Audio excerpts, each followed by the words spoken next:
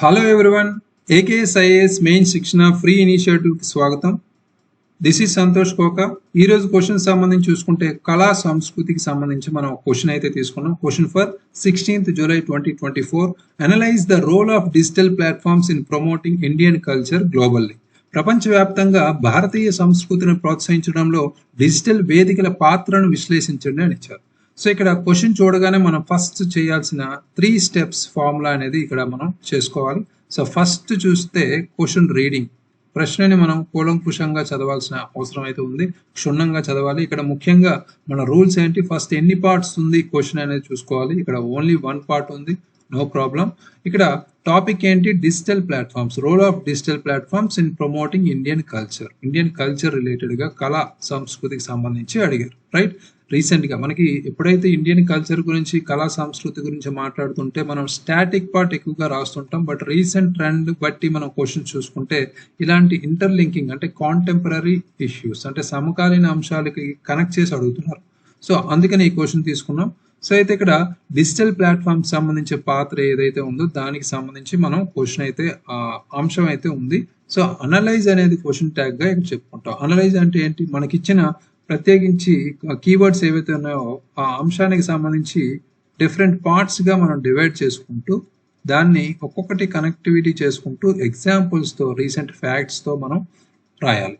Last లో కొన్ని suggestions కూడా ఇవ్వాలి. అది అనలైజ్. ఆల్రెడీ మనం 15 క్వశ్చన్ ట్యాగ్స్ తో ఒక వీడియో అయితే చేసుకున్నాం, ఇంపార్టెంట్ క్వశ్చన్ ట్యాగ్స్. అవి చూస్తే మీకు ఏ క్వశ్చన్ ఎలా రాయాలనేది తెలుస్తుంది. రైట్, సో అంతా క్వశ్చన్ ఆన్సర్ రైటింగ్ అంతా దీని మీద డిపెండ్ అయి ఉంటుంది. So careful.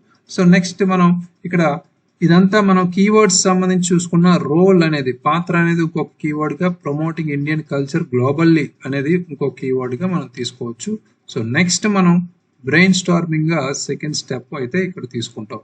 సెకండ్ స్టెప్ ఏం చేస్తాం, రీకాల్ చేసుకుంటాం. ఈ అంశానికి సంబంధించి ఏవైతే రీసెంట్ కరెంట్ అఫైర్స్ ఉన్నాయి, ఏవైతే ఎగ్జాంపుల్స్ ఉన్నాయి అవన్నీ మనం ఇక్కడ రాసుకోవాలి. రైట్, సో అవన్నీ రీకాల్ చేసుకోవాలి. ఏం రాయాలి, కంక్లూజన్ లో ఏం రాయాలి, ఫ్యూచరిస్టిక్ గా. రీసెంట్ గా ఫర్ ఎగ్జాంపుల్ G20కి సంబంధించి కల్చర్ ఓరియంటెడ్ గా మనం వసుదైక కుటుంబకం అని మనం రాసుకున్నాం. రైట్, మనం పెట్టుకున్నాం థీమ్ అనేది. లేదా విశ్వ గురువుగా మన ఇండియాని అందరూ ఖ్యాతిస్తున్నారు, అది కూడా మనకి ఇంపార్టెంటే. సో ఇలాంటివన్నీ మనం ఇంక్లూడ్ చేసుకోవచ్చు. రైట్, సో వాటితో పాటు రీసెంట్ ఎగ్జాంపుల్స్ కూడా మనం డిజిటల్ ప్లాట్ఫామ్స్, టెంపుల్స్ సంబంధించి డిఫరెంట్ కంట్రీస్ మనల్ని చూసి, ఫర్ ఎగ్జాంపుల్ యోగాకి సంబంధించి కావచ్చు, ఇంటర్నేషనల్ మిల్లెట్స్ డేకి సంబంధించి కావచ్చు, ఇవన్నీ మనం ఇంక్లూడ్ చేసుకోవచ్చు.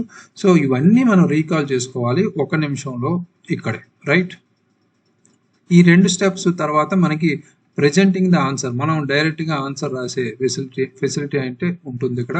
సో అది కూడా 6 minutes లో కంప్లీట్ చేసేయచ్చు. రైట్, అది ఇక్కడ మేజర్ ఫార్ములా. ఈ 3 steps ఫాలో అవ్వడానికి ప్రతిసారి పదే చెప్తుంది, ఎందుకంటే టైం సేవ్ అవుతుంది కాబట్టి. రైట్, 8 minutes లో మనం ఈ ఆన్సర్ అయితే కంప్లీట్ చేయొచ్చు ఈ 3 steps ఫాలో అయితే. రైట్, అయితే పరిచయానికి సంబంధించి ఈ ఆన్సర్స్ సంబంధించి ఎలా రాయాలనేది చూస్తే డిజిటల్ వేదికలు ఏవైతే ఉన్నాయో భారత సాంస్కృతిక ప్రోత్సాహానికి సంబంధించి ఇటీవల అంశాలు ఇక్కడ రాయాలి. అంటే మన సోషల్ మీడియా కావచ్చు, కొన్ని స్ట్రీమింగ్ ప్లాట్ఫామ్స్ ఏవైతే ఉన్నాయో డిజిటల్కి సంబంధించి కొంత విస్తరణ, డిజిటల్ వేదికల విస్తరణతో సంబంధించి మనకి భారతీయ సంస్కృతి ప్రపంచ వ్యాప్తికి ఎలా మార్గాలు తీసుకొచ్చింది అనేది ఇక్కడ కనెక్టివిటీ చేస్తాం. రైట్, అది ఇక్కడ మేజర్ గా ఇంపార్టెంట్. రైట్, దాంతో పాటు మనకి ఇక్కడ డిజిటల్ వేదికలు ఏవైతే ఉన్నాయో వాటిని అనుసరిస్తూ అంటే ఇంక్లూడ్ చేసుకుంటూ ఒక ఫ్లో చార్ట్ కూడా పెట్టచ్చు. యూట్యూబ్ కానీ, ఇన్స్టాగ్రామ్ కానీ ఇలాంటివి. రైట్, అవి కూడా ఇక్కడ ఇంక్లూడ్ చేసుకోవచ్చు. అది మనకి decent introduction with flow chart అవ్వచ్చు. నెక్స్ట్ నిర్మాణంలోకి వస్తే ఫస్ట్ మనకి అనలైజ్ అన్నారు, రోల్ అన్నారు. అంటే పాత్ర ఏంటి, డిజిటల్ ప్లాట్ఫామ్స్ అనగానే కొందరికి నెగిటివ్ సైడ్ అంటే ప్రతికూలతలే గుర్తొస్తాయి, లేదా కొంతమందికి పాజిటివ్సే గుర్తొస్తాయి. కానీ 2 రాయాలి. ఇక్కడ రోల్ అన్నారు కాబట్టి దీనికి పాజిటివ్స్ నెగిటివ్స్ 2 రాయొచ్చు కాబట్టి కంపల్సరీ మనం మెన్షన్ చేయాలి. అనుకూల అంశాలకు వచ్చేసరికి ప్రపంచ వ్యాప్తి మరియు ప్రాప్యత అనేది కలుగుతుంది దీనివల్ల. ఎందుకంటే ఎక్కువగా మనకి ఇన్స్టాగ్రామ్స్ కావచ్చు, యూట్యూబ్ కావచ్చు, ఇలాంటి వాటి వల్ల మనకున్న ఇండియాకి సంబంధించి సంగీతం కావచ్చు, నృత్యం, కళారూపాలు ఎక్కువగా భారతీయ సంస్కృతి విషయాలను ప్రపంచ ప్రేక్షకులకు అందిస్తున్నాయి కాబట్టి ఇది మనకు ఒక ఇంపార్టెంట్ అనుకూల అంశమే. అయితే సాంస్కృతిక పరిరక్షణకు సంబంధించి ఫర్ ఎగ్జాంపుల్ మనం రీసెంట్ గా చూస్తే చాలా మంది ఈ ప్రపంచవ్యాప్తంగా సక్సెస్ అయ్యారు. సో ఇక్కడ చూసాం చాలా మంది. సో నెక్స్ట్ సాంస్కృతిక పరిరక్షణ మరియు డాక్యుమెంటేషన్ సంబంధించి చూసుకున్నా మనకి ఎక్కువగా COVID-19 మహమ్మారి సమయంలోనే న్యూఢిల్లీలో మనకి ఈ నేషనల్ మ్యూజియం అనేది వర్చువల్ టూర్లను కూడా ప్రారంభించారు. సో అది కూడా మనకి ఇక్కడ ఇంపార్టెంటే. వైవిధ్యాన్ని ప్రోత్సహించడం కూడా మనం చూస్తున్నాం. అంటే ఈ డిజిటల్ ప్లాట్ఫామ్స్ ఉపయోగించి ఇటీవల మనం చూసుకుంటే ఒక హ్యాష్ ట్యాగ్తో మనకి ఇండియా అన్సీన్ ప్రచారం అయితే క్యాంపెయిన్ లాంటిది అయితే జరిగింది. సో దీని ద్వారా కార్యక్రమాలు వినియోగదారుల సృష్టించిన కంటెంట్ ఏదైతే ఉందో భారతదేశ సాంస్కృతిక వైవిధ్యాన్ని ప్రదర్శిస్తాయి. సో అది కూడా మనకి ఈ అనుకూల అంశాలుగా మనం ఇక్కడ చెప్పొచ్చు. ఇవి 3-4 రాస్తే సరిపోతుంది ఎగ్జాంపుల్స్తో, రైట్. నెక్స్ట్ మనం చూసుకుంటే ప్రతికూల అంశాలు చూసుకుంటే డిజిటల్ విభజన. అంటే మనకి ఇక్కడ ధనిక వర్గాలు పేద వర్గాలకు సంబంధించి మనం చూసుకున్నా, లేదా మనకి అర్బన్ రూరల్, రైట్, పట్టణ లేదా గ్రామీణ ప్రాంతాలకు చూసుకున్న ఈ డిజిటల్ విభజన అనేది ఉంది. డిజిటల్ అక్షరాస్యత లేకపోవడం, వాళ్ళకి యాక్సెసిబిలిటీ లేకపోవడం అనేది ఉంది. కాబట్టి ఇది మనం రాయొచ్చు. ఫస్ట్ ఇటీవల మనం అన్ని సాంస్కృతిక కోణాలు సంబంధించి సమానమైన ప్రోత్సాహాన్ని అయితే ప్రభావితం అయితే కలుగుతుంది ఇక్కడ. నెక్స్ట్ వాణిజ్యీకరణ మరియు సదాతీయత అంటాం. అంటే ఏంటి? వాణిజ్య ప్రయోజనాలు లేదా కొన్నిసార్లు వాణిజ్య ప్రయోజనాల కోసం భారతీయ సంస్కృతి ఈ సంబంధించి ఈ డిజిటల్ ప్లాట్ఫామ్స్ ఫోకస్ చేస్తున్నాయి. అంటే ఫర్ ఎగ్జాంపుల్ కొన్ని స్ట్రీమింగ్ ప్లాట్ఫామ్స్ ఏవైతే ఉన్నాయో తరచుగా మన ప్రాంతీయ సినిమా లేదా జానపద కళల కంటే ప్రధాన స్రవంతి బాలీవుడ్ చిత్రాలకు అనుకూలంగా ఉంటాయి. అది మేజర్గా కొన్ని హైలైట్ చేయడం అనేది జరుగుతుంది. సో ఇవి కూడా మనకి ప్రతికూల అంశంగా చెప్పొచ్చు. కాపీరైట్ మరియు సాంస్కృతిక కేటాయింపులు కూడా. అంటే ఫర్ ఎగ్జాంపుల్ మనకి డిజిటల్ ప్లాట్ఫామ్లో అనుకోకుండా భారతీయ సాంస్కృతిక చిహ్నాలు కానీ, కొన్ని పార్ట్స్ కానీ, లేదా అభ్యాసాలకు సాంస్కృతిక కేటాయింపులు కానీ తప్పుడు ప్రాతినిధ్యాన్ని ఇస్తున్నాయి. అవి వాటి వల్ల ఏం జరుగుతుంది? ఫర్ ఎగ్జాంపుల్ విదేశాల్లో ఫ్యాషన్ షోల్లో మనకి ముఖ్యంగా ఈ భారతీయ సాంప్రదాయ దుస్తులను దుర్వినియోగం చేయడం కూడా మనం చూస్తున్నాం. కొన్ని వివాదాలు కూడా రీసెంట్గా జరిగాయి. ఇవి సవాలుగా మనం రాయొచ్చు. అంటే ఎగ్జాంపుల్స్, అంటే ఒక పాయింట్ రాస్తే మనం దానికి సంబంధించి ఒక ఎగ్జాంపుల్ అనేది మనం రాయాలి, రైట్, ఉదాహరణకు సంబంధించి, రైట్. నెక్స్ట్ అవసరమైన చర్యలు. మనకున్న సవాళ్ళను అవసరమైన చర్యలుగా తీసుకుంటే, అంటే పరిష్కార దిశగా డిజిటల్ అక్షరాస్యత అనేది మెరుగుపరచాలి. అంటే ఇక్కడ చెప్పాం కదా, విభజన అనేది ఉంది కాబట్టి డిజిటల్ అక్షరాస్యత మనం పెంచాలి. నెక్స్ట్ సాంస్కృతిక మేధో సంపత్తికి సంబంధించి, అంటే ఇక్కడ డిజిటల్ అక్షరాస్యత ఎలా పెంచుతాం? మనం చూసుకుంటే డిజిటల్ విభజనను అయితే తగ్గించి వారి సాంస్కృతిక వారసత్వాన్ని మన ఆన్లైన్లో ప్రదర్శించడానికి కొన్ని కమ్యూనిటీలు ఏవైతే సంఘాలు ఉన్నాయో శక్తివంతం చేయాలి, రైట్. అదొకటి మేజర్గా. సాంస్కృతిక మేధో సంపత్తి రక్షణ కూడా మనకు జరగాలి. ఇక్కడ సాంస్కృతిక మేధో సంపత్తి రక్షణ అంటే భవిష్యత్తుగా మనం చెప్పాలంటే కొన్ని విషయాలను మనం నియంత్రించాలి, పర్యవేక్షించాలి. కంటెంట్ ఏవైతే ఉన్నాయో వాటిని, అది కూడా ఇక్కడ ఇంపార్టెంట్. విభిన్న సాంస్కృతిక కార్యక్రమాలకు కూడా మద్దతు పలకాలి. అంటే ఇక్కడ ముఖ్యంగా మనం డిజిటల్ ప్రాజెక్టులు ఏవైతే ఉన్నాయో కొన్ని మన సంస్కృతిని, మన కల్చర్ని, అదేవిధంగా సాంస్కృతిక కార్యక్రమాల ద్వారా కొంత హైలైట్ చేస్తుంటారు. వాళ్ళకి మనం కొన్ని గవర్నమెంట్స్ గ్రాంట్స్ రూపంలో కానీ, లేదా కొన్ని ప్రయోజనాల రూపంలో, ప్రోత్సాహకాల రూపంలో వాళ్ళకి ప్రోత్సహించాలి. అప్పుడు ఆటోమేటిక్గా మన కల్చర్ని హైలైట్ చేస్తారు, రైట్. అది ఇంపార్టెంట్. ఇలాంటివన్నీ మనం అవసరమైన చర్యల్లో రాస్తూ ముగింపు భవిష్యత్తును ఉద్దేశించి మనం కనెక్ట్ చేస్తాం. భవిష్యత్తును ఉద్దేశించి 1.5 లైన్లో కనెక్ట్ చేయొచ్చు. ఇక్కడ ఏం చెప్తాం? ముఖ్యంగా మనకున్న ఛాలెంజెస్ని మనం సరిదిద్దుకుని, లోపాలని సరిదిద్దుకుని మనం ముందుకు వెళ్తాం. ఇక్కడ భారతదేశం తన గొప్ప సాంస్కృతిక వారసత్వం యొక్క మరింత సమగ్రమైన మరియు ప్రామాణికమైన మన ఈ ఏదైతే ప్రపంచ ప్రాతినిధ్యాన్ని పెంపొందించడానికి డిజిటల్ ప్లాట్ఫామ్స్ని ఉపయోగించవచ్చు అనేది ఇక్కడ చెప్తాం. కనెక్టివిటీ చేస్తాం భవిష్యత్తును ఉద్దేశించి. సింపుల్, అంతే. ఇక్కడ మనకున్న G20 వసుదైక కుటుంబకం కానీ, రైట్, లేదా విశ్వగురు అనే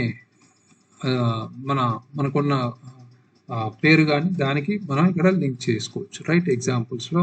అదేవిధంగా యోగా డే కావచ్చు, రైట్, యోగా దినోత్సవానికి సంబంధించి, లేదా మిల్లెట్స్ సంబంధించి ఇలాంటివన్నీ మనం ఇంక్లూడ్ చేసుకోవచ్చు, రైట్. వీటితో పాటు ఈ రోజు ఆన్సర్స్ మనం గమనిస్తే కొన్ని ఇంపార్టెంట్ రీసెంట్ ఇష్యూస్ కూడా తెలిస్తే, జయప్రకాష్ రెడ్డి రాశారు. ఇది భారత ప్రభుత్వం ఆగస్టు నెలలో కుటుంబం స్నేహం ఆధారిత ఓటీటీ ప్లాట్ఫామ్ను భారతీయ సంస్కృతిని పెంపొందించే విధంగా ఆవిష్కరించనున్నది. Very good, excellent introduction. ఎందుకంటే మనం రీసెంట్గా ఈ భారతీయ సంస్కృతిని కనెక్ట్ చేసే డిజిటల్ ప్లాట్ఫామ్ గురించి మాట్లాడుతున్నాం.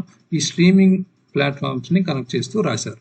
ఇందులో ఈ కామర్స్ కావచ్చు, డేటా అనధీకరణ కావచ్చు, సోషల్ నెట్వర్క్, ఇవన్నీ మనకి డేటా ప్లాట్ఫామ్స్ ఏవైతే ఉన్నాయో వాటిని కనెక్ట్ చేశారు. నెక్స్ట్ యునెస్కో వారసత్వ ప్రదేశాలు, జిఐ ట్యాగులు, డిజిటల్ అనుసంధానం, ఇవన్నీ మనం కనెక్ట్ చేశారు. Very good. నెక్స్ట్కి వచ్చేసరికి ప్రస్తుతం భారతదేశంలో ఎన్ని ఓటీటీ ప్లాట్ఫామ్లు ఉన్నాయి, ఇవన్నీ ఫ్యాక్ట్ ఓరియంటెడ్గా రాశారు. ప్రయోజనాలకి సంబంధించి రాస్తే ఆచార వ్యవహారాల ఎలా కట్టుబాట్లు ఎలా మనకి దీనికి లింక్ చేసి ఉంటాయి అనేది కూడా ఇక్కడ చెప్పారు. కులమత ఆచారాలు కట్టుబాట్లు కావచ్చు, పాత కొత్త తరాల మధ్య భేదాలు వస్తున్న విశ్లేషించడానికి ఉపయోగపడుతుందని, భారతీయ గ్రంథాలు దేశ సంస్కృతిని ఎలా ముందుకు తీసుకెళ్తున్నాయని, రైట్, వీటికి సంబంధించి రాశారు. భద్రతా హక్కులు, సమాచార పంపిణీ, రైట్. నెక్స్ట్ సవాళ్ళకు వచ్చేసరికి ఈ భారతీయ సంస్కృతిని పెంపొందించే విధాన క్రమంలో కొన్ని అభ్యంతరాలు ఉండడం, అదేవిధంగా హార్డ్వేర్ సాఫ్ట్వేర్ను ఉపయోగించి అనేది ఖర్చుతో కూడుకున్న అంశం కాబట్టి డిజిటల్ వేదికలకు సంబంధించి ఎక్కువ సమయం మరియు వనరుల సద్వినియోగం వలన అనుకూల ఫలితాలు రాబట్టుకోకపోవచ్చు. ముఖ్యంగా పట్టణాల గ్రామాల్లో తగినంత మౌలిక సదుపాయాలు లేకపోవడం, డిజిటల్ అక్షరాస్యత అంటే డిజిటల్ విభజన అనొచ్చు దీన్ని, రైట్. నెక్స్ట్ మనకి పరిమితులకి సంబంధించి ఇక్కడ రాశారు, కానీ దీన్ని పరిమితుల కన్నా అవసరమైన చర్యలు లేదా తీసుకోవాల్సిన చర్యలు అని రాస్తే సరిపోతుంది హెడ్డింగ్. మీరు రాసింది ఆటోమేటిక్గా సజెషన్సే, పరిష్కారాలే. టెక్నాలజీ ద్వారా నూతన సాంప్రదాయానికి అవకాశం రావడం వలన విలువలతో కూడిన సంస్కృతి అలవడడం అనేది ఒకటి పరిష్కారం. అదేవిధంగా మనకి వెబోమెట్రిక్ లాంటి వరల్డ్ వైడ్ వెబ్ల ద్వారా డిజిటలీకరణ జరిగి భారతీయ సంస్కృతిని పెంపొందించవచ్చు అనేది కూడా రాశారు. Good good suggestions. నేటి ఆధునిక శాస్త్ర సాంకేతిక యుగంలో మన దేశ సంస్కృతి మరియు కళారూపాలను భావితరాలకు అందించడంలో జిఐ ట్యాగ్ల ద్వారా యునెస్కో గుర్తింపు ద్వారా డిజిటల్ వేదికలను మరింత భాగస్వామ్యం చేయగలరు అనేది రాశారు. ఈ జిఐ ట్యాగ్ లేదా ఇంటలెక్చువల్ ప్రాపర్టీ రైట్స్ అంటాం, రైట్, మన మేధో సంపత్తి హక్కులు అంటాం, అది కూడా మనకి ఇక్కడ ఇంపార్టెంట్. ఈ జిఐ ట్యాగులు కావచ్చు, భౌగోళిక సూచికలు, యునెస్కో గుర్తింపులు, ఇవన్నీ మనకి రిలవెంట్ అనమాట, ఇంటర్నేషనల్ పరంగా లింక్ చేశారు. Very good. సో ఓవరాల్గా చూసుకుంటే మనకి ఇంకా మనకున్న యోగా, ఇంటర్నేషనల్ యోగా డే కావచ్చు, మిల్లెట్స్ డే కావచ్చు, మనకున్న G20కి సంబంధించి థీమ్ కావచ్చు, లేదా మనకున్న ఖ్యాతి విశ్వగురుగా మనం ఉన్న బిరుదు కావచ్చు, ఇవన్నీ మనం ఇంక్లూడ్ చేసుకునే ఛాన్స్ ఉంది. Very good. ఓవరాల్ అన్ని కరెంట్ అఫైర్స్ ఇంట్రొడక్షన్ నుంచి ఫ్లో చార్ట్ వరకు మనకి డిఫరెంట్ టైప్ ఆఫ్ ఎగ్జాంపుల్స్తో ఒక ఫ్లోలో ఒక స్ట్రక్చర్లో రాశారు. కొంత రైటింగ్, హ్యాండ్ రైటింగ్ అనేది ఇంప్రూవ్ చేసుకోండి, రౌండ్గా రాయడానికి ట్రై చేయండి, సరిపోతుంది. కొన్ని వర్డ్స్ అనేవి క్లమ్జీగా అర్థం కావట్లేదు, రైట్, అదొకటి చూసుకోండి. ఇక్కడ పరిమితుల బదులు తీసుకోవాల్సిన చర్యలు లేదా అవసరమైన చర్యలు, అదొకటి, right. Remaining are very good. Total 5 out of 10 marks అయితే ఈ ఆన్సర్కి ఇవ్వచ్చు. Very good, good improvement. Everyday అలా రాస్తూ ఉండండి, రాస్తూ ఉంటేనే మనం ఇంట్రడక్షన్ ఎక్కడ రాయాలి, కంక్లూజన్ ఎలా రాయాలి అనేది తెలుస్తుంది. నెక్స్ట్ సతీష్ కుమార్ అనే ఆన్సర్ కూడా మనం ఒకసారి చూద్దాం, ఇందులో ఏమున్నాయి ఇంపార్టెంట్ పాయింట్స్ అనేవి మిస్ అయినవి. దేశవ్యాప్తంగా మన దేశానికి చెందిన కళలు, సంస్కృతిని ప్రచారం చేయడానికి, పరిరక్షించి ప్రోత్సహించడానికి భారతదేశం 7 జోనల్ సాంస్కృతిక కేంద్రాలను ఏర్పాటు చేసింది అనేది ఇక్కడ చెప్పారు. దాని గురించి కూడా చెప్పారు. Very good. సిఏ ఇంట్రడక్షన్ అనేది చెప్పచ్చు. భారతీయ సంస్కృతిని ప్రోత్సహించడంలో పాత్ర, సోషల్ మీడియా ప్లాట్ఫామ్లు మనకున్నవన్నీ ఏవైతే ఉన్నాయో అవి కూడా ఇక్కడ డిస్క్రైబ్ చేశారు. దాంతోపాటు స్ట్రీమింగ్ సేవలకు సంబంధించి ఆన్లైన్ మార్కెట్ పేర్లు కావచ్చు, ఉదాహరణ మనకి రాజస్థానీ నగలు, కాశ్మీరీ శాలువాలు, ఇలాంటివన్నీ కూడా లింక్ చేశారు. Very good. విద్యా వేదికలకు సంబంధించి మనకున్న ప్లాట్ఫామ్లకు సంబంధించి కూడా లింక్ చేశారు ఎగ్జాంపుల్స్ రూపంలో. నెక్స్ట్ చూసుకుంటే మనకి డిజిటల్ ఆర్కైవ్లు ఏవైతే మ్యూజియంలు ఉన్నాయో వాటికి సంబంధించి నేషనల్ మ్యూజియం న్యూఢిల్లీలో చెప్పాం ఆల్రెడీ, COVID-19 నుంచి వర్చువల్గా తీసుకొచ్చారు. నెక్స్ట్ మనం సవాళ్ళకు వచ్చేసరికి సాంస్కృతిక కేటాయింపు తప్పుగా సూచించడం, మేధో సంపత్తి హక్కుల యాజమాన్య సమస్యలు కావచ్చు, డిజిటల్ విభజన. Very good. అన్ని రిలవెంట్ పాయింట్లే రాశారు. భాషా అడ్డంకులు, అనువాద సమస్యలు, సాంస్కృతిక ప్రామాణికత, సైబర్ సెక్యూరిటీ మేజర్గా. Very good.